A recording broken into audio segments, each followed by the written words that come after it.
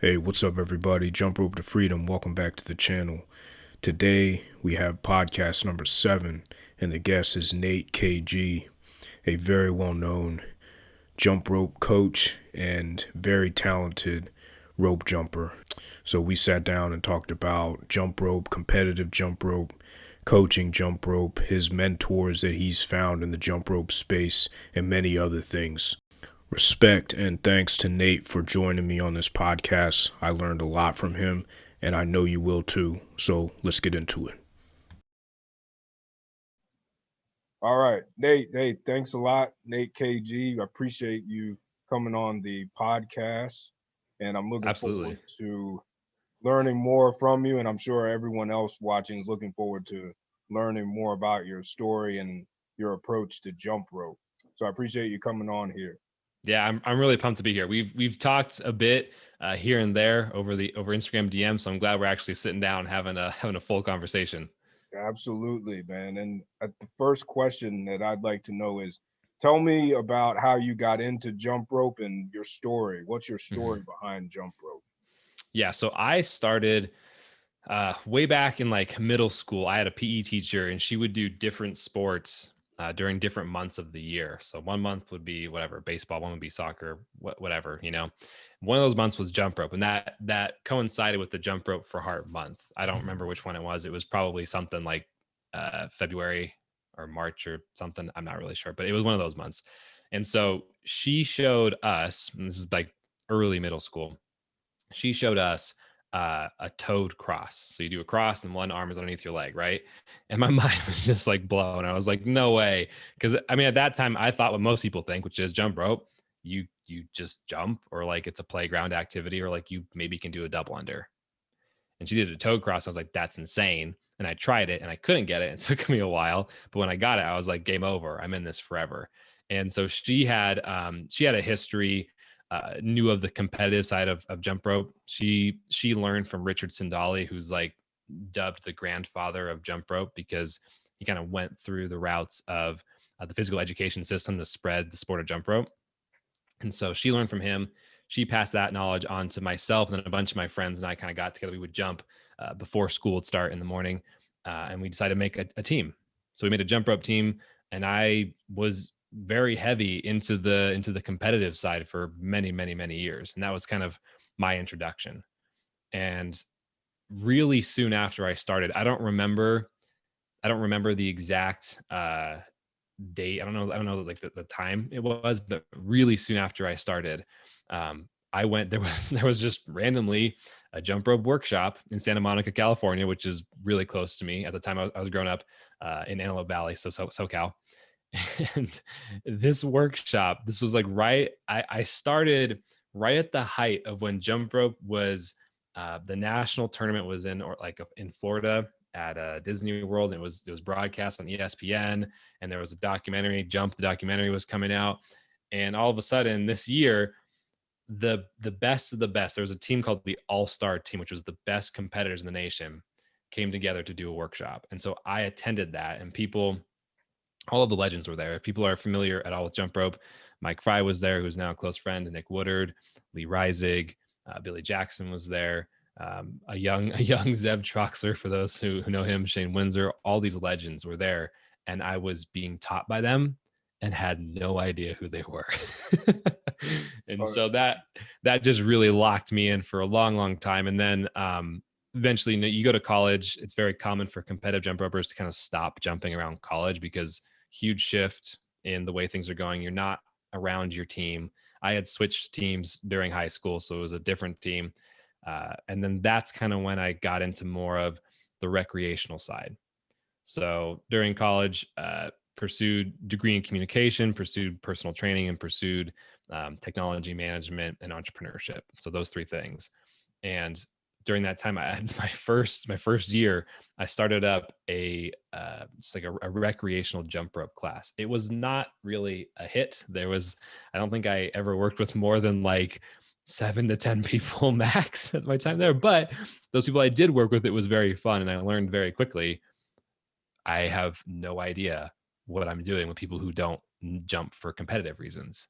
And uh, so it was very interesting, because it was like My thought process at the time was, if you're not a competitive jump roper, sure, you're using a jump rope, but that's not really what jump rope is. And it's probably not possible for you to ever really use a jump rope the right way, which is a very kind of an elitist point of view, Yeah, you yeah. know, Mhm.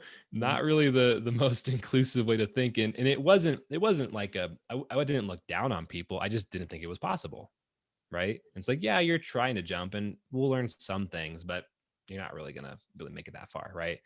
Yeah. And and I was just really fortunate that I did that class, and then I got connected with uh, the one of the main professors there, Amy Jameson. I went to UC Santa Barbara, so Amy Jameson, uh, really one of my favorite professors there. We worked a lot, and she would have me teach classes to her class. She taught several classes, people who were pursuing the personal education route. I did basically a jump rope workshop or seminar for about an hour, hour and a half to the class. And she would have me come back several quarters out of the year, even when I was not in the class anymore, to teach that. And that was very interesting because still recreational, but the recreational I was doing before was people who were kind of staff at the university. So people who were closer to 30, 40 years old. And now I'm teaching college students. And I was able to teach both freshmen and both junior, senior level. And so it was very interesting because now there's this different perspective of viewing things, but I'm not just doing single rope. I'm able to integrate double dutch and some Chinese wheel and these different types of jumping with people who know nothing about it, and put together this kind of full recreational class. It was still really, really jam packed, right? In an hour, there's only so much you can do. That's like 4 15-minute blocks and you got to move fast. But Yeah. it was very interesting. And around the time I went to college, also got connected with Dave Newman from our Smart Gear. Sure. Yeah. And so the impact of Dave Newman on my life cannot be overstated. And so really, really tight with Dave and the RX family. That's how I got into more of the CrossFit side of things, right? So started with competitive, got into an interesting style of recreational early on. Didn't really know what I was doing with recreational, right? Didn't really believe in it that much in terms of believing people's ability to really learn. Not in a downward looking way, but I just didn't see it. Went into the CrossFit thing with Dave, and again felt very similarly until I started to get to know Dave and I got to know his coaching process and realized this guy has created effectively a 3-hour seminar on how to do double unders. And I was like, that can't be. I mean, come on, right? That's ridiculous. Just double under. And it's not. And the more I learned, the more I realized the difference between coaching based on what you're just saying and kind of making up on the spot or what sounds right versus approaching things from a very biomechanical standpoint. Sure. And it took me a long time to fully appreciate his methodology. But as I started to coach gymnastics as well during college, I started to see the biomechanical and the physics perspective of movement through that, right? So we've got the personal training focus through the university. We've got gymnastics coaching, which was very cool, very fun. And then we've got seeing Dave approach double unders from a CrossFit perspective. And that's when things kind of started to change, where I'm like, okay, this is a little bit different than I thought it was. And it was a very slow burn over time. But then a few years ago, started to see people like Jimmy pop up on the scene with jump rope. Started to see some more fitness jumpers who would connect with competitors or see that. And now we start to see a little bit of movement with people who jump for fitness reasons. I would say that's recreational, but then start to blend into a lot of freestyle stuff. And we start to see a lot of adaptation of jump rope, taking boxer style, taking freestyle skills, taking CrossFit style, and putting it together. And that's when I realized this is significantly this is very different than what I ever thought it was, right? And how each of these disciplines, they are not necessarily lesser or greater than one another. They're just different cohorts, different styles. Sure. And so then that's kind of where I'm at now, where my mission really is to kind of bridge the gap of knowledge that exists between all these different styles and to provide like coaching and resources that actually help you explore everything. Because Yeah. when you learn from just one resource at a time, you're limited. And that was something that I learned a lot from Dave with his coaching through RX Market, the RX method. When he coaches double unders, everything makes sense to infinitely scale up. All of the same principles we talk about with single unders and doubles, you can use those same things to then look at triple unders or quads, right?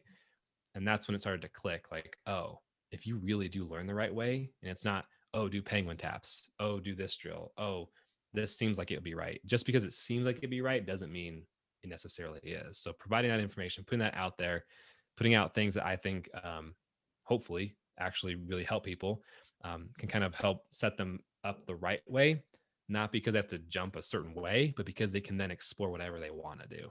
Right. Sure. So that is the, you said it was okay to be long-winded. So Oh there's my no, long-winded intro as to how I started with jump rope in my little intro. no, that's great. That's an interesting story. But the one thing that caught my attention was when you started coaching in the beginning, and Mhm, you didn't know if it was possible for people to learn mhm. based on your experience with competitive jump rope at that point.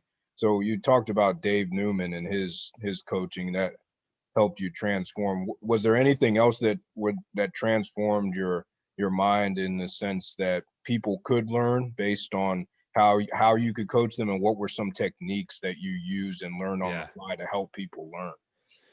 I think, man, there's so much. So in terms of, so I think we'll tack this two different ways. We'll go with the belief piece, then we'll go with like the actual like mechanical, like learning the coaching piece.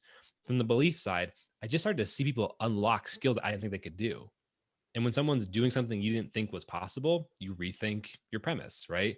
I mean, some people might dig in their heels, but for me, it's like, oh, I clearly was wrong, right? And at one point, um, when I was at RX Smart Gear, there's a video that exists of me coaching. We did a seminar at Stance Socks, which was really cool. And it was just kind of like it was like a 1 hour thing. It was really quick. We did a very shotgun approach to everything. And one of the things we did was teach a mic release, right? You let go of the rope, you catch it. And I worked with a guy. He was not a jump roper. He never really jump roped ever, to my knowledge. Maybe he picked it up occasionally, right? But like never really attacked it. And I taught him to do a mic release in 30 minutes. And he was able to jump, throw the mic release, and then catch into a jump. I didn't think that was possible. I thought a mic release would take months, right? Yeah, Because if you're not a competitive jumper, if you don't grow up in it, if you don't know it's possible, there's no way you could get that.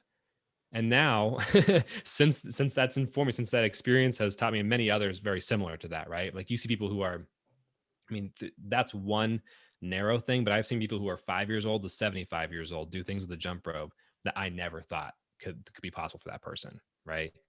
And so you start to see stuff like this. And that's why now I say like a mic release to me is a beginner skill. And people are like, what are you talking about? I'm like, it is. It's hard, right? It's very weird. It's not the first beginner skill that you learn, but yeah, it can be achieved by beginners, which to me marks it as a beginner skill. Right.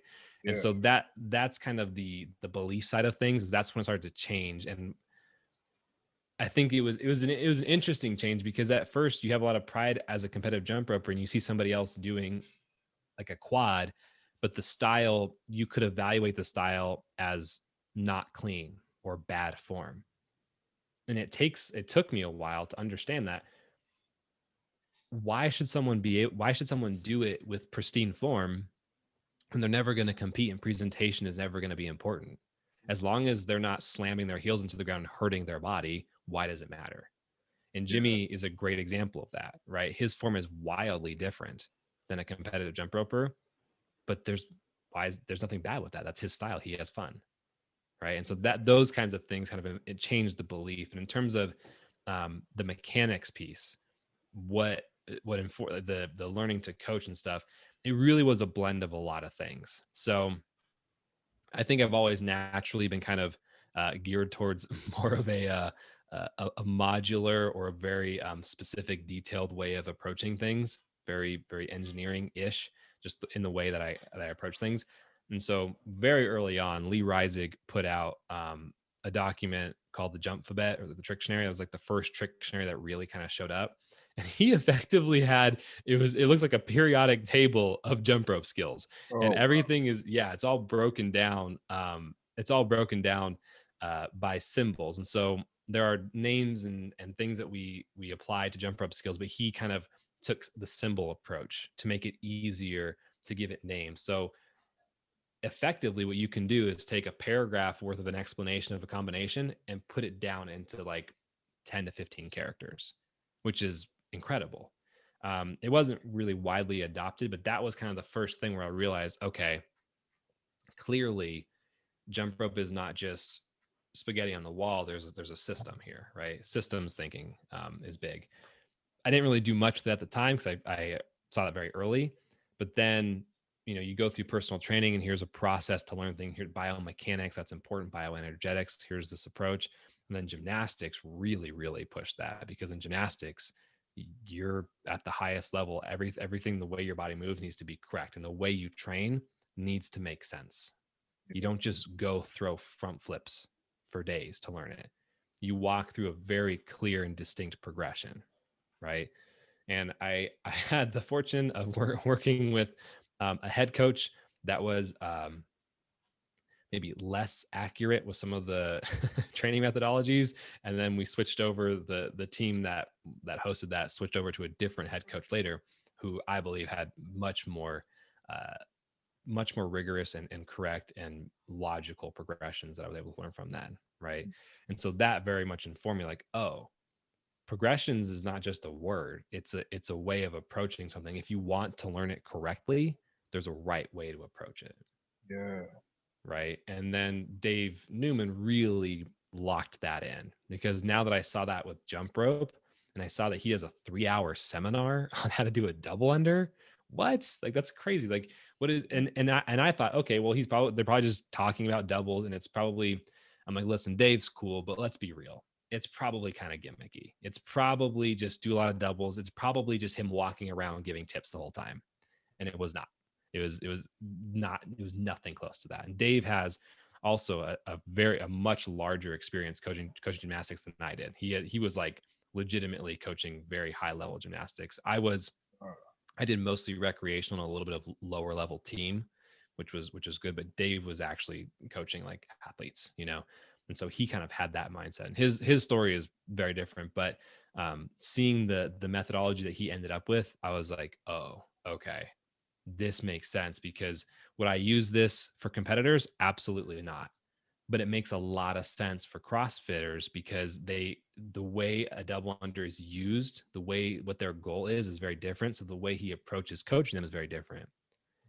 And so all this kind of like starts to click over time. And then eventually I kind of take all these different things and I look at freestyle, and I have a lot of different conversations about things. And I remember saying to Mike Fry, it was like 2 or 3 years ago, we were in Malibu and we were shooting like a quick video for him for Instagram.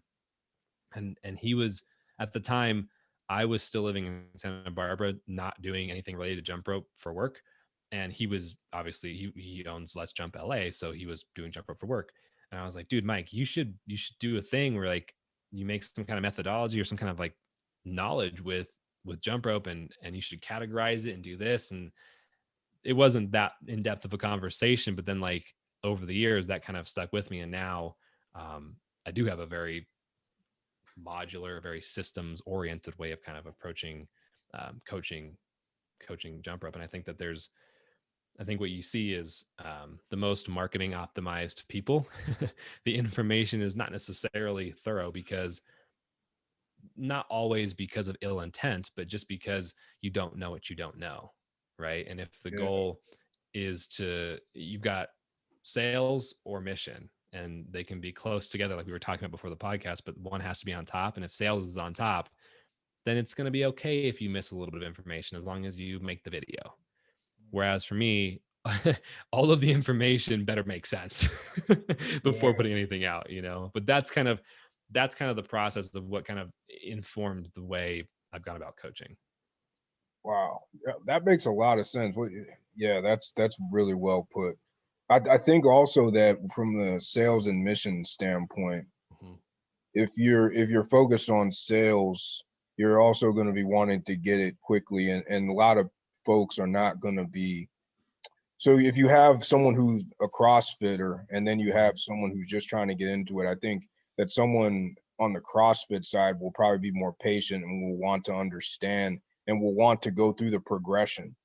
We'll be more willing to go through the progression than someone who's just there to be sold a product. Mm-hmm. Yeah. Yeah, that Right. makes a Yeah. lot I think of that, sense. I think a lot of times one of the big differences I see, I mean, there's a lot of different groups, but I tend to find that most adults, most adult recreational jumpers or I would separate fitness from recreational. To me, fitness is someone who uses a jump rope for singles, maybe some footwork, maybe doubles, and they do that just strictly for cardio benefits. Recreational is more of the person who starts to pull from different freestyle skills, boxer, all these different things, kind of blends it together, right?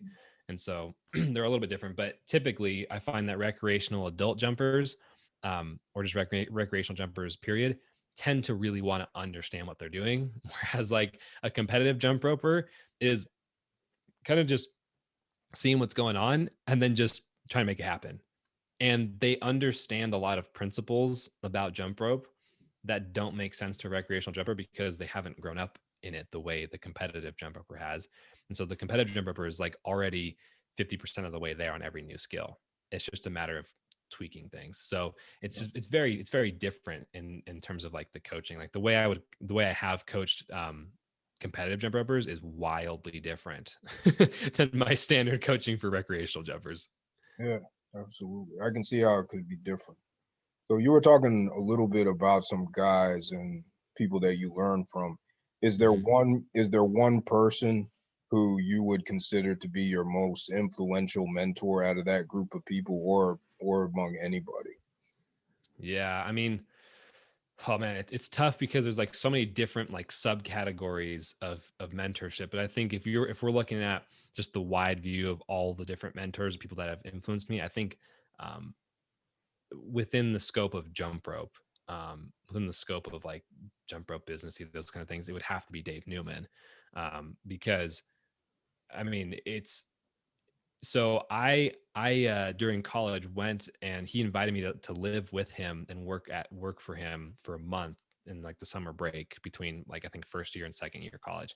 Mm. And so I got to see that was the first time I was in a legitimate like job, you know, and my tasks were not really that important, but you know, he had me there and it was really cool.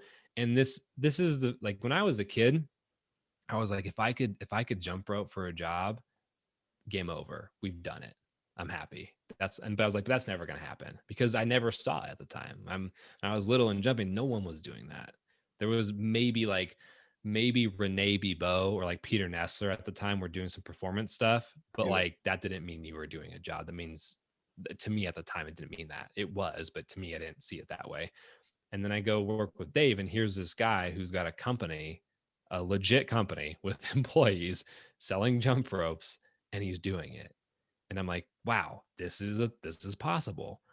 And so that really does inform a lot in terms of like the jump rope side. And then there's also the teaching. But then seeing Dave operate in his business, seeing Dave, the way he spoke to other people, the way he ran his business, I was like, oh, this guy actually cares about the mission of what he's after. And I get to drip by drip, I get to know a little bit more about him. And I realized like he started the company in 2008, 2009, because he was in real estate, completely lost his job. Things were really Yeah. not looking good. And that's when he started CrossFit because he wanted to lose some weight. He wanted to get active and he could do pretty much everything except for jump rope and it never worked for him.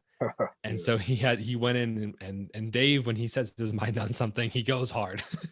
And so he went to figure out how to jump rope, and he's taking all these jump ropes, he's MacGyvering them, taking them apart, putting them back together, doing all these different things to create um, a very unique way of putting a jump rope together based on what actually works. And then he would send them, he would give them to his friends and like, hey, do doubles with this. How does this work? Hey, let's do this. And just through this whole iterative process, that's where his philosophy was born from. That's where the mission is born from. And then I see him continue to back that up in his day to day. And then I also see the way, you know, in business, it's I think a lot of people who've been in jobs understand that in business, it's very easy to not do the right thing, but like it's very easy to be focused on your business and not be as concerned with the other person, not to their detriment, right? But it's just like, okay, well, I don't need to go out of my way for you. Dave always leaves the room making sure that people are like taken care of and happy. And he actually cares about humans in business.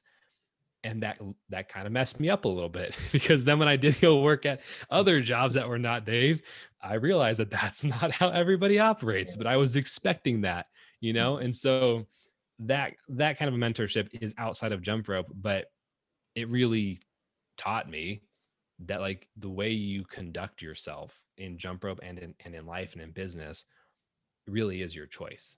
And you can go the extra mile even when it doesn't make sense to anyone else around you. You can always treat people with respect and be driven by a mission, right? And that in terms of like when you're asking about mentor, like it's really hard to think of anything else within the scope of jump rope about that because um he's laid such a strong foundation for so many of the things I've done, both in terms of attitude and mindset, but also the actual like learning the RX method and understanding the philosophy and why Dave only does things that make sense. And that's why I'm such a big proponent of that, is because a lot of things, for example, he would never coach a penguin tap because it doesn't actually make sense when you break it down, right? But a lot of people, whether you just don't know or you just want to make the video or you want to make the blog post or whatever it is, will use that, right? And again, it's like you don't really fault that because it's just part of the process. I would have thought penguin taps were good too at some point because I didn't know, right? Sure. But that's why at this point, like having learned from him and kind of gone through that, it's all these reasons and more why when you're asking top mentor, it's gonna have to go to Dave in terms of jump rope stuff. Mm. Yeah. No, it makes sense. I was expecting you to say somebody, one of the competitive jumpers, but it makes sense because I mean, jump rope is important, but Yeah. it's with the qualities you were talking about transcend jump rope and Mhm. exercise. It's about being a good person, I which mean, is and important. there's a lot of like there's a lot of mentors that were highly, highly useful and important, but not because of positive reasons. You know what I mean? Like there's plenty of Oh people that you meet in your life that do things ways that you don't ever want to do, and that also informs you equally as much, you know, so that yes. exists. But in terms of like the actual when it comes to actually learning and like absorbing information, like yeah, there's countless jump ropers that like Jeremy Lindstrom was like the first one I worked with, Michelle Fongson, Katie Johnson, Mike Fry, Lee Reisig, like those people. I watch Shane Windsor's handstands so many times that I think I probably am like at least half of his view counts on Yeah. YouTube because his form is so good. So like, there's all these different things that, yeah, you just have to like you go down the list and it's like that person has impacted me. You know, Nick Woodard, Kaylee Yeah. Woodard, all these people. Yeah. They're insane with the I remember the first time I Yeah, saw Nick and Kaylee Woodard on it was some video of them doing a bunch of tricks in a half pipe in like yeah, Tennessee or something like that. And that was the first video that inspired me to try the TJ, which you helped me out getting yeah, months yeah, ago. I was like, I can't yeah. believe some of the stuff those folks are doing with that. I was Yeah. amazed. It's crazy talent there. And what's even crazier to me is that like now there's folks like you didn't grow up in the competitive world, but you see it and you want to do it and you can. Yeah. And in my mind, all those years ago, I didn't think that there was any shot someone who didn't grow up in competitive could figure out a TJ. But now Yeah. we see it every single day, people picking it up and figuring it out, you Yeah, know? you're right. That did seem like an impossible trick. Hmm. It really did, just the way they were doing it. But yeah, you're right. I mean, you can do these things. I think a lot of times it helps to have an athletic background and to have done something as a kid, whether it's Hmm. basketball or soccer or something, Hmm. so that you know how to move yourself around. It might not look as pretty as some people who did the competitive jump rope up to the time, but I think that it does help if you've been athletic or at least Hmm. move. Because a lot of times these days, I remember when I was a company commander a couple years ago, you see all these kids that are having these injuries. They're like 20 years old, and you're just saying to yourself, how in the world? I would tell them, I'd be like, I was 28 at the time, and I'd say, how am I like 10 years older than you and And you're the one that's you're breaking down. exactly your hips are hurting or you have shin splints and all Yeah. that. But then I shouldn't have had that attitude because I should have been more empathetic. So then I did some research, and then it's like, yeah, a lot of kids these days are not. They're playing video games instead of going outside and running around. Yeah. So Yeah. I mean, there's balance too, but yeah, it makes a lot of sense. yeah, man, absolutely. And so jump ropes. We can switch to talking about jump ropes. So Yeah. for a guy like you who can do a lot with a jump rope. So Mhm. what's your favorite jump rope of all time, and why? Yeah. It's hard. Well, so it's hard to pick because all ropes have different purposes. So I wouldn't say that any rope is inherently like good or bad. There definitely are tiers, right? Like within certain classifications, some ropes are definitely not as good as others, but they're kind of within their categories. So like when it comes to a speed rope, my personal preference when I'm doing like speed step, so max rep speed step, or like maximum double or triple unders without a miss, I'd go with obviously I'm very partial to RX Smart Gear, the RX Marker Evo or the Evo Go, or they have a G2 now, which is really good too. But those fast ropes, 100% that's my go-to. It's the fastest one that I've found. A lot of competitors like lighter ropes, like handles are lighter. I like the weight of the handle because it makes a lot more sense to me. So that's like my go-to, my absolute favorite. I'm also very fortunate to own several pairs because I work with RX Smart Gear. So Yeah. definitely beneficial Absolutely. with that. But even honestly, even if I didn't work with them, I would still own at least one pair, if not several. And so that in that regard, that's kind of where I'd go with freestyle. Um, it's funny, like I can't go without both a long handle PVC or a short handle beaded rope. Like I need both of them to do the jumping I want to do, right? Like, if you know push comes to shove and I have to choose one, I'd go the route of short handle beaded rope.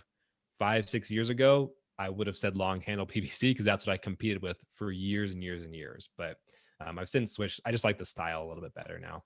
Sure. Yeah. Okay. Hmm. No, that's good. I've never tried anything with a short handle beaded rope. That's on Hmm. my list of things to do.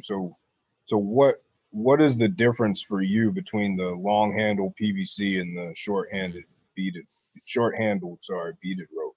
Yeah, the beaded one, obviously, there's a little bit more weight to it because of the beads. There's more feedback. So that's usually like I would always recommend a beginner start with a short handle beaded rope if they know they want to do any sort of freestyle. Start with that kind of a rope because it's going to have the weight you need. The short handles, yes, will be a little bit more frustrating to get across at first because you don't have as much distance, but it promotes correct placements faster. You can still learn correct placements on a long handle because it's longer. You don't need to cross as far, which usually means you can do it on a long handle, but you can't do it on a short handle. Versus Yeah. when you learn on a short handle, you've got it the right way. So you have to do less of what you already know on a long handle, which makes it very easy. Um, but yeah, so that's kind of in terms of like learning, that's a big difference. In terms of using it for me now, the big difference is that with the PVC being so much lighter, it makes things like quads or triple skills or strength, like push-ups, handstands, flips, those kind of things, a lot easier to train and get for the first time, or just to make it an easier day. The beaded rope is naturally going to be a lot harder, but it flows a lot better for like releasing skills or for the way I do crossing skills or for multiples for me. But there's limitations, like you can't really, some of the more in-depth crosses get a little bit harder because you don't have as much room.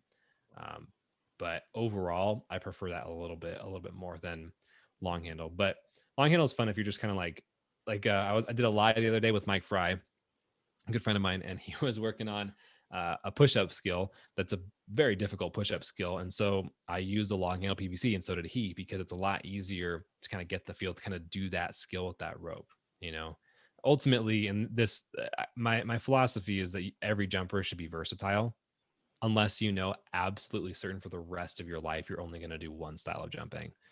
But that typically ends up being nobody.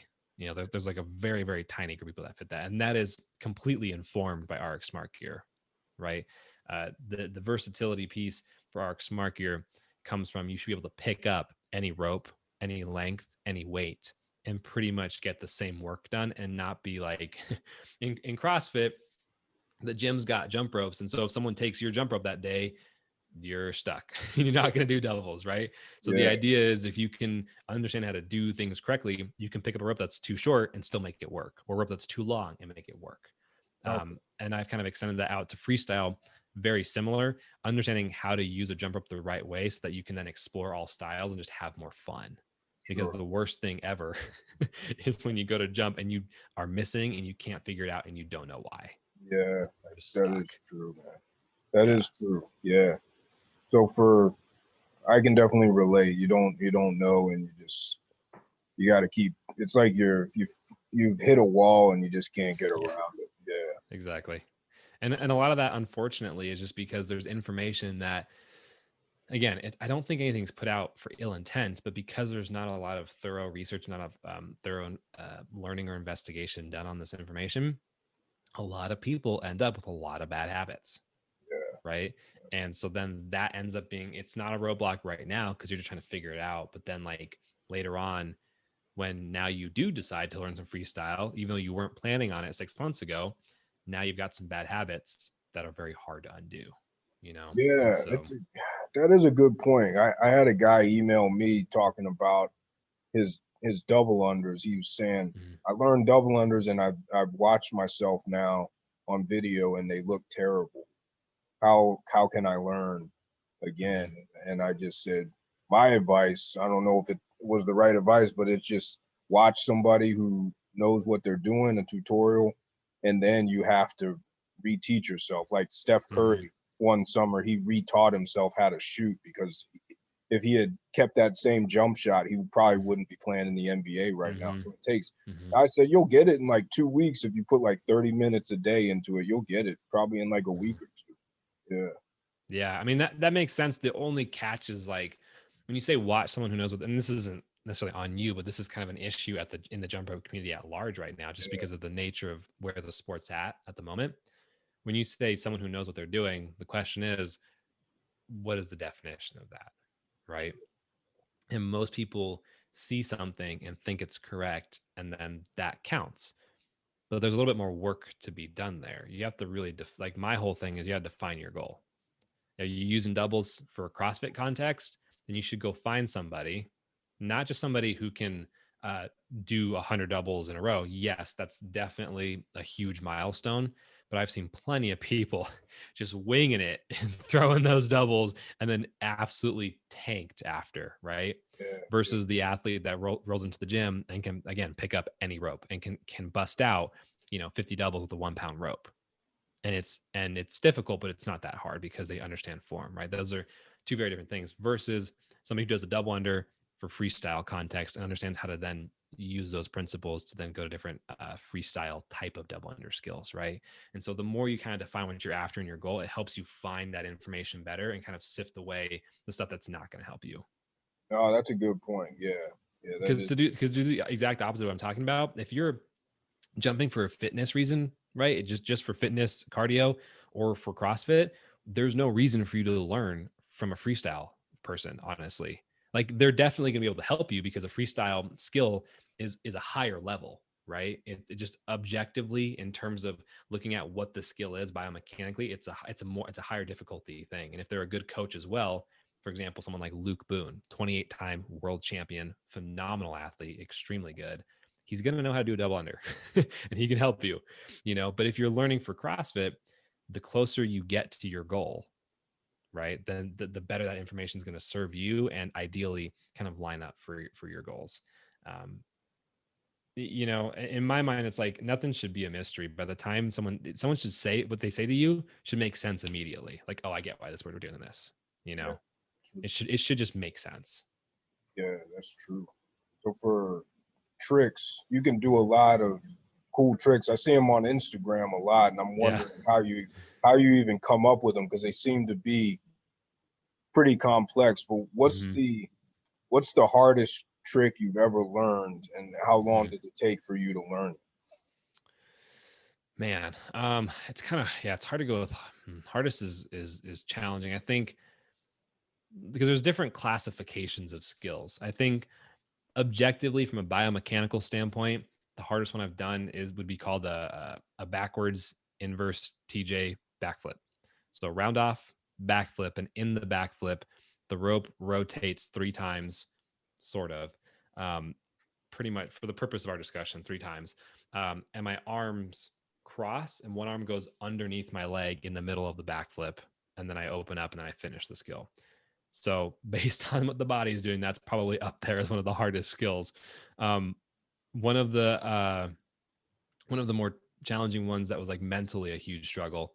Um, I'm in a push up and I lift off the ground. I pull the rope underneath me, and as I'm pulling it, I do a forward roll, go onto my shoulders, and then do a kip up.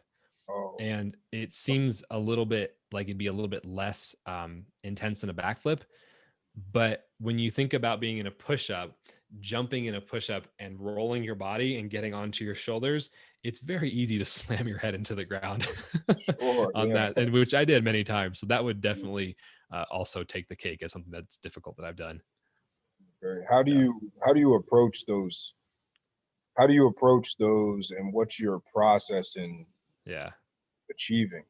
Doing it. So I think the precursor to that is, to me, jump rope is all systems and variables and adding things together in very basic math. You take one thing and this thing and you put it together, and here's a new thing, right? So before I did any of those skills, I had plenty of experience doing the more basic versions of those things. So I learned a backflip from a gymnastics perspective, right? I learned how to do a cross underneath my leg, and I scaled that up into a backwards triple under cross underneath my leg, right? Backwards inverse TJ would be what's called. So I learned those pieces, and once I've got those pieces, can I do it together? And some of these skills are very some of these skills are just really really conventional. So like in the competition world, you'll see a backflip TJ or a backflip inverse TJ a lot, so you know it's possible, so you see it. Something like that push up, the push up, pull through, landing on my shoulders and kipping up. That one is there's a question that I learned from Tim Ferriss. I'm a huge follower of Tim Ferriss, and I think Yes. one of the Yes. yeah, you like Tim Ferriss? Oh yeah. Love Tim Ferriss. Yeah. Dude, his information, I think a lot of the way I think about things is because of how deeply I've dug into Tim Ferriss's work. Oh yeah. He's great. So good. And one of the questions he asked, as you know, is what if I did the exact opposite? Yeah. Right? Great question. Yep. Yeah. And so that has informed many things that I've done, but in specifically the jump rope context, what is normal is push up, roll onto your shoulders, kick up, and then when you kick up, pull the rope underneath. Okay. Well, it's not exactly the opposite. What if I did the pull through first and then did the kip? Right? What if? And then you realize it's way harder, but it's way cooler when you get it. And so at that Yeah. point, there's different ways to kind of progress. I think everyone has a different approach to it. Like Luke Boone, world champion, will just drill things like infinitely, and other people will have more of a send it mindset and just like let's just go for it, right? You definitely need progressions and to learn and put the reps in to learn the foundations. But I find that once you kind of cross a threshold of skill level, it becomes just this process of creativity where, in my mind, creativity is not this like magical thing where you pull this something out of the ether, right? It's you understand all the variables you're playing with, and it's just a mix and match game. It's just in jump rope, it's a very complex mix and match game because there's hundreds, if not thousands, of different skills you can do. And Yeah. then you just put those systems together and you send it and you try new things. And fortunately, for a long time, I had access to a gymnastics gym with a nice soft spring floor, so that let me do a lot of crazy things, which was really fun. Oh, that's great. But now that I appreciate you taking me through that, and now that I know that you're a good Tim Ferriss fan, I Mm-hmm. might have to switch over to talking about that Let's for do maybe it. one or two. So I mean, let's see. He has so much good stuff. So So much. what's your favorite book that you read of him, or what's the best lesson you've taken from his work? Yeah, I think, man, there's so many different things. It's really hard to like pick one thing. I think Tim approaches things very systematically. He takes a lot of notes. He's very detailed, and that has been something I, for whatever reason, I've always admired the way beyond his, I mean, his books are phenomenal, but beyond his books, just like the book content, it's the way he is so precise with the way he speaks on his podcast. It's the way, to him, writing is so important that you get your words correct, that you have everything ordered, right? And he'll say on his podcast, I remember so many times I've heard him say like, that was a scattered question, or that was this or that. And I'm like, not really, that was great. And like, and obviously as I got into podcasting, I understood a little bit more, like it wasn't scattered, but I can understand why he might have felt that way. Right. Yeah. And so his precision, his detailed work, his self-experimentation, I think those led me to, just for whatever reason, I just really valued that. So it was very, like, that was what was cool to me, was being uh clear, and to be quite frank, just not bullshitting your way through things. Yeah. If you're going to say something, you back it up and you have a reason, and you're very real and authentic with it, right? Yeah. And so that led me to do things like, I mean, from the health and wellness side of things, like it opened up my mind to like, intermittent fasting is a thing, or like yerba mate, stupid Mhm. things like eating sardines for breakfast, those kind of things. But then Yeah. like through through him getting connected with people like Peter Attia, Dr. Peter Attia, Yeah. and Peter Thiel. learning some very, very detailed medical biology stuff that's been fascinating to me from a physical fitness perspective. And so I've since invested in a lactate monitor, right? A little lactate thing where you can stick your finger, get a draw of blood, Yeah. figure out what your millimolar count is for lactate. And like, to me, that's really interesting to take notes of. For a long time, I mean, I think because of Tim and like some other fitness stuff, but primarily Tim, I ended up tracking everything I ate and all of my workouts for like 3 years. I mean, yeah, I missed a couple days here or there, but like for 3 years, like I have notes from every quarter, Q1 through Q4 of like 2017 to like, or maybe early 2016, 2017 to 2019. Wow. And that was a really important exercise for me to do, that I think probably is primarily due to Tim's influence. Yeah, you're right about the note part. I mean, in the beginning of Tools of Titans, he straight up says, I take notes because I can go onto my bookshelf, and if I want to look the way I did 4 years ago, I can read what I was doing 4 years ago, and Yeah. then all I need to do is follow that plan. That right there has been, I mean, I can't tell you how like it at some point I ended up, because he also has a huge focus on like mindfulness and like just being healthy with your spirit and your mental health, right?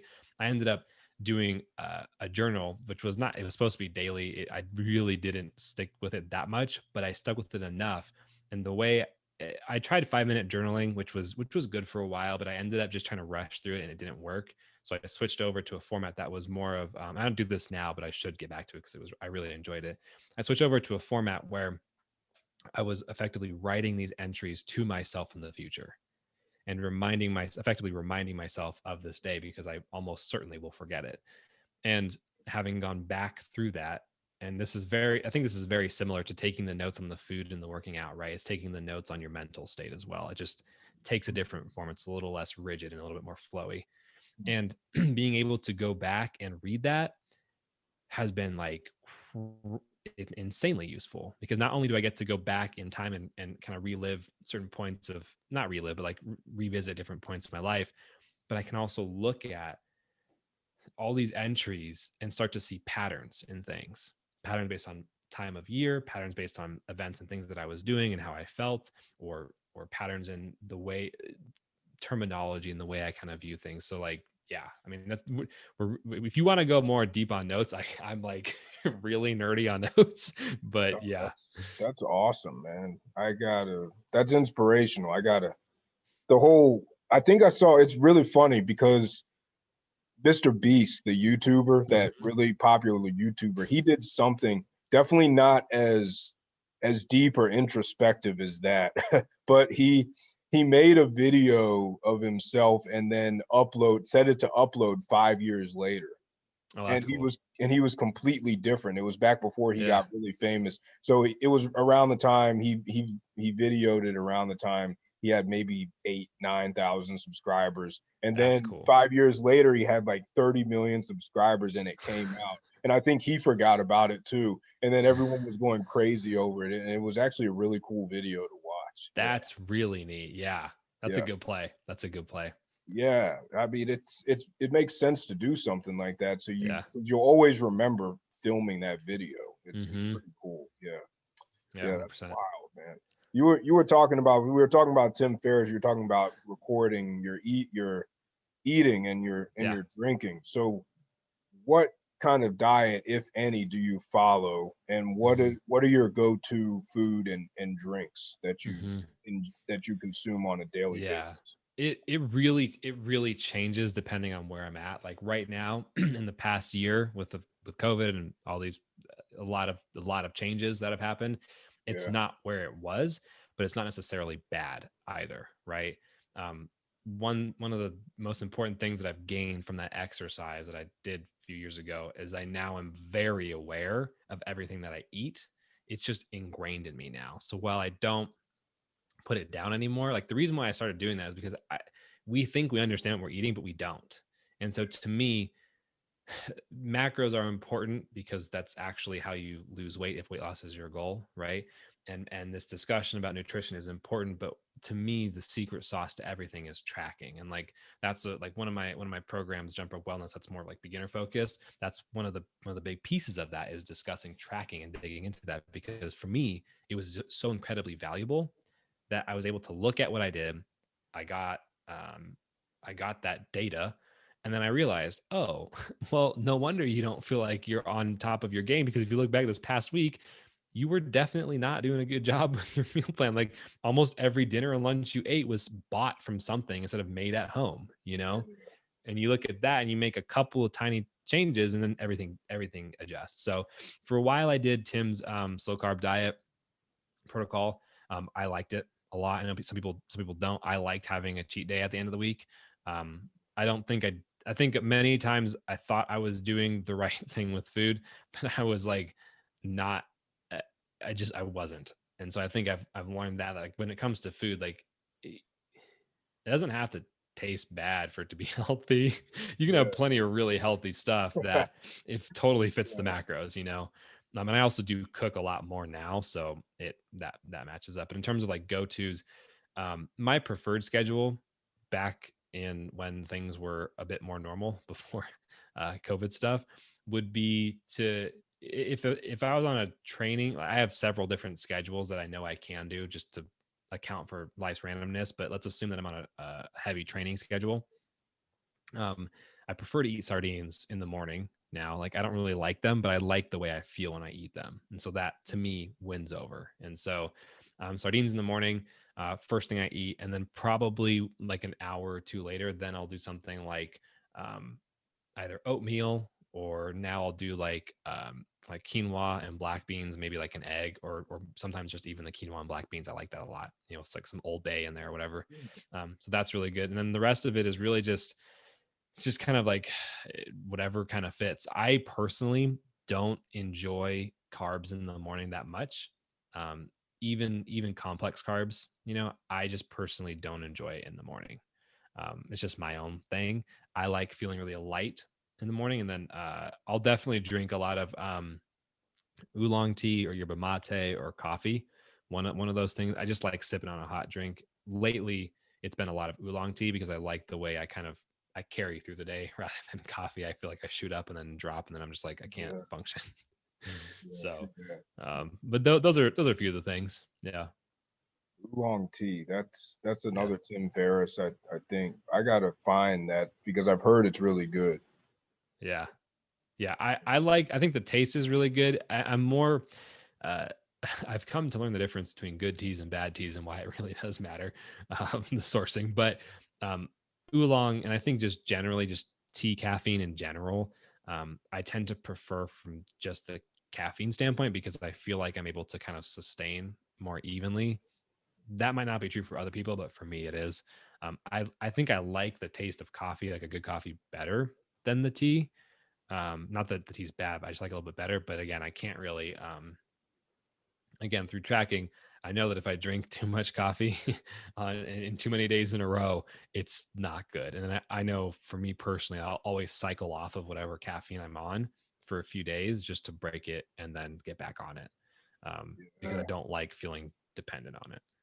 yeah. That's some. I probably need to take the page from your playbook on that, because I drink at least one cup of coffee a day, sometimes two. Yeah. I don't think that's I don't think that's a problem though. Like, cause to me, like one of the best parts about tracking too is like I tracked when I went to bed, right? So I tracked my sleep as well. Yeah. And to me, that's really important. And so what happens is you start to learn, am I drinking this coffee because I'm making up for poor sleep? And then that's a dangerous habit. Or am I sleeping all right? I just really enjoy having coffee. And that's a very different thing. Like the only reason I cycle off of it every now and again is just because I just don't want to feel like I need it. And then Yeah. I'm off of it for a few days and I'm like, right, my sleep's fine. I'm good. And then I start drinking it again. Sure. Sure. No, that's good. You never want to be dependent on anything, really. That's That's good. how I feel. I like to use it to amplify rather than like rely on it to get the basics done. Yeah. No, true that's great. That's great insight. So as far as workouts go, Mhm. how often do you work out, and what do your workouts typically look like these days? It's been absolutely garbage since COVID. I'll be straight with you. It's Oh not been good.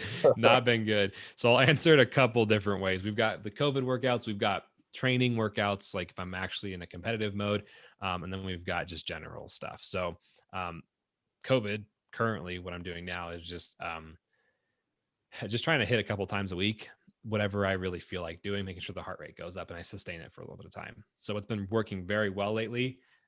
Having gone back to listening to Peter Attia, and I've spent probably in the past week and a half, 2 weeks, I probably have spent 15 to 20 hours listening to his podcasts, right? Because his information is very interesting and very deep. And I'm trying to figure out effectively if I can do zone 2 training with jump rope.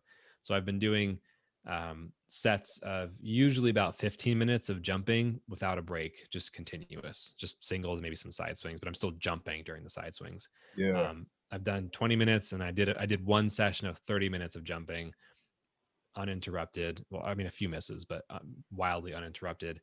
Um, and that's been it feels very good. It's not necessarily, um, not really for the way my body is and for my history with jump rope, it's not necessarily like a weight loss, or it's not really effective for bolstering skill or cardio output.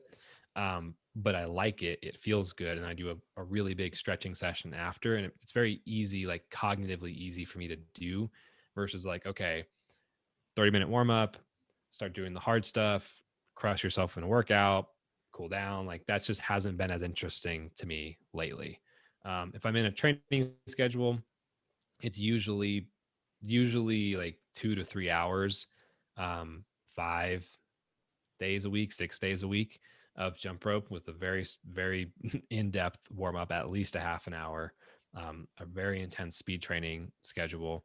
Um, in the past, I've done some really hard workouts. Shout out to Selena because I did a competition late 2019, and she programmed like a little 2 week workout section for me, which was really fun, but it was really hard.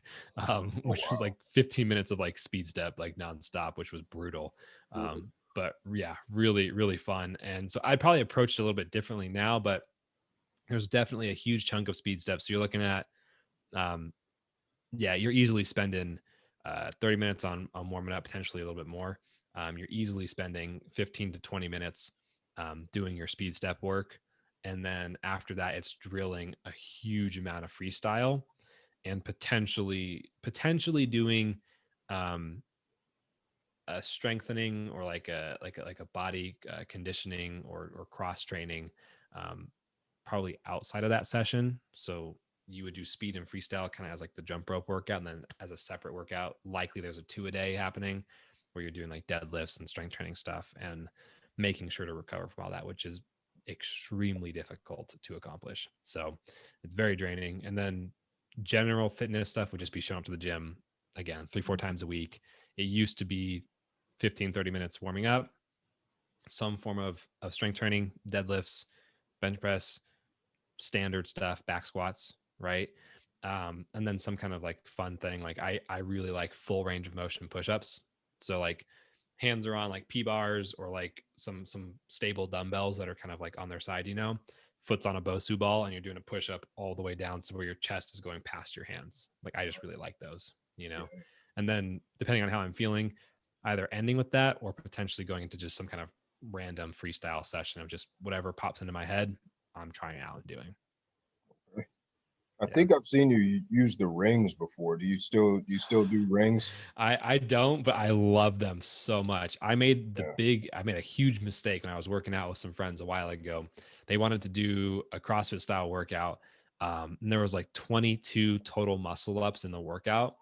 And I was like, yeah, I don't need grips. I just need chalk. And I ripped tremendously and it Oof, was extremely painful. So I learned my yeah. lesson. But yeah, dude, I love rings so much. My body is definitely not conditioned for it right now. But when I was working at gymnastics, I was on the rings literally every day and my muscle ups were like on point. And I love dips and I love all that stuff. It's really, really fun. Yeah, the rings are, man, there's nothing else really like them out Hmm. there. That's the only Hmm. thing I can say about them. They work your upper body like no other exercise I've ever seen. Yep. They're amazing. So with the muscle ups, were you doing? The only terminology I know is the strict muscle up, and then Hmm. the only thing I know to call them is the CrossFit muscle up, where you. Oh gosh. If, Yeah. that's the only way I know to call them. What I don't know what Yeah. the real name is for them. I think they're called like kipping muscle ups versus strict muscle up. But then if you go to gymnastics, they're called uprises. So Uh, you typically would kick forward, right? And if you're a gymnast, you have hollow position rather than flaring your hips out, which has its own. It's okay to do that, but if you only do it properly, there's potential ways to get hurt. But so the gymnast, it's a front uprise, but there's also a back uprise where your feet actually swing backwards and that gives you the lift to come up and the motion is completely different, but it looks really cool. I didn't learn that, but it's really cool. I primarily do kipping muscle ups just because they're easier, but I did learn how to do a strict muscle up and I got to tell you that was one of the coolest things. yeah, I got it and I was like cuz I didn't think that I could do it.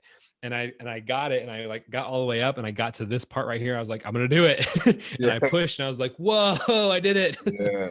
Once you can They're get to very that difficult. point, you're good to go. Once you can Yeah. get to the bottom part of the dip, Yeah. but it's getting the false grip is the worst part. Getting your So hard. getting your wrists conditioned to hold the rings and to bear that much weight.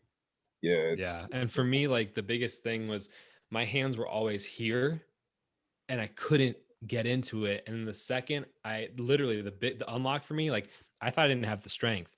I brought my hands together where they were almost touching and pulled there and got them into my chest and then was able yes, to transition immediately and it was yep. fine. Yeah, Yeah. it's about technique. It's really about technique, Mhm. which gives me a lot of even more respect for gymnasts because Yeah. it's a combination of technique and a whole lot of strength. Hmm. Yeah. It's It's super, it's really fun to watch rings people kind of do their thing. You know, it's it's like, wow, that's amazing. yeah, absolutely. Those guys and girls are awesome. So we Hmm. got we got time for the catch all, the last question. Let's do it. So it's what do you say to people? What's your best advice to people who are just starting with jump rope? And Hmm. what do you think they need to know from your perspective and how to get the most and leverage the power of jump rope to the best Hmm. that they can possibly get? I think the way you get the most out of it is having fun, right? And so, and in having fun with it, you're avoiding potential threats to fun. And potential threats to fun are bad information. Unfortunately, you're really not going to know if it's bad information or not because you're just not going to realize it unless you talk to someone who has that. And right now, the most marketing optimized people typically are not the ones giving the information that helps the most, right? So the best way to kind of suss out whether it's good information or not is to really look at how that person jumps, who they coach, what their philosophy is, and figure it out. And that's going to get you as far as you can to figure out whether or not it's good or bad information for you based on your goals, right? So there's that part. Avoiding shin splints is a problem. So use footwork or footwear that is fresh and new, long distance running shoes, road running shoes, right? And then make sure you're not doing too much too soon. A lot of people get in and they see the hit style workouts, which are that's great. If it works for you, that's awesome. But if you've never jumped before and you go into a 10-minute hit workout, you're probably going to destroy your legs. So starting off really, really slowly and just taking it at a pace that seems too easy at first. That way, you're not pushing it too far, because shin splints come from pushing your body too hard too soon, to the point where the strength of your legs is no longer able to keep up. And part two to that is making sure you actually are warming up and doing stretches, because if you're not, we are strengthening quads, hamstrings, and calves. All three of those muscles are very large muscle groups. And if you're strengthening them and they're tight, you're going to pull at your joints, and that's going to cause pain. So there's that. Another huge piece is learning your foundations. I mean, almost every single recreational jump roper I've ever talked to and do talk to on a daily says that they have to undo bad habits because they didn't learn properly in the first place. And they never thought they'd be doing freestyle skills, the different things. Which is why I say, like, if you have even a tiny piece of you that thinks you might want to do freestyle, or thinks it's somewhat interesting and you may want to pursue it, just learn correctly from the beginning, because it's going to save you so much time. Um, those are kind of the main things. I'm trying to think if there's anything else. I mean, I could probably talk at length for this kind of a thing, but those are kind of the main things I think about at first, is just to like really look at everything that's possible, right? Really dig into all of it and start to get a feel for the different philosophies that exist, a different feel for the different rope styles that exist. I would really recommend starting with a rope that is 3 ounces in weight, which is like a standard beaded rope, or RX Mark here has a buff cable, right? And that's a 3-ounce rope. I'd really recommend beginning there, not beginning with the speed wire ever, because it's not designed for that. Yeah. And I know a lot of people do begin with quarter pound and half pounds. Personally, I don't think that yes, you can get the work done, you can still learn on it, and a lot of people do and then progress. But in terms of the best way to get started, I would not recommend that, because it leads to very, very tight, intense form. So that's a lot of stuff in a short amount of time, but that is pretty much my spiel. No, I think that's good. I think that's good, man. That's a good rundown. I think starting with the weighted ropes, a certain amount of weight, like you were saying, is key. Mhm. A lot of people end up having trouble because, right, quite frankly, because of the rope they use. And I think Yeah. I've talked about this with some people before. They go to the gym, and the gym may have some jump ropes, like a old school leather rope from a long time ago, and it's not the Hmm. best, and they think that it's them and not the rope, but the rope makes a Hmm. difference. Yeah. Yeah. 100, oh, it absolutely does. Yeah. Last little piece there. A rope that's 3 feet plus your height is the optimal length to begin with. I know that there's plenty of people who say many other things. They say step on the rope with 2 feet and pull up to your armpits. And people say there is no right rope size. There's not a right rope size once you've progressed and you're advanced and you are very clear about what style you're doing. But when you're first beginning, start with 3 feet plus your height. That's stepping on it with 1 foot and getting the cable up to pretty much sternum size, a lower sternum and lower pectoral. That comes directly from RX Market. That's their measurement size, and I've seen it work for everyone. So anyone who says that anything different, you can do what you want to do, but that tends to get the best. Again, it just makes the most sense. And then from there, progressing to a rope that is about 2.5 feet plus your height, Okay. because you want to get it shorter. And a clear marker of proficiency is getting the rope shorter. And once you've gotten shorter and shorter, and you can demonstrate that you're able to do that, then you can kind of go back to longer or heavier or whatever, and now start to explore everything. So that philosophy piece again comes from RX Mark Gear as well. A huge amount of the way I think about jump rope comes from Dave New and RX Mark Gear. So yeah. Oh no, that's awesome, man. I appreciate that insight and that advice, 'cause I hadn't heard the 3 feet and the 2.5 feet. I hadn't heard that, but it makes sense because whenever I was on the RX website with my height, it was 3 feet plus, and Hmm. then that was what they were recommending the measurement Hmm. for. So that does make sense. Yeah. And the idea, like the idea, the philosophy from RX Mark Gear is like, you should know your jump rope length the way you know your shoe size. Like, Oh, you know what fits you. Your rope fits you. like what other gear do we have where we just randomly choose a size? Like, I'm just randomly choose a shoe size, No, that is true. you Yeah. know? Mhm. So, but people just, you know, it's just part of the process. Jump rope is still very new, so a lot of information takes a while to get out, and then there's a lot of other information that is put out to support, again, when we talked about like sales over mission and stuff. So that's something to be aware of.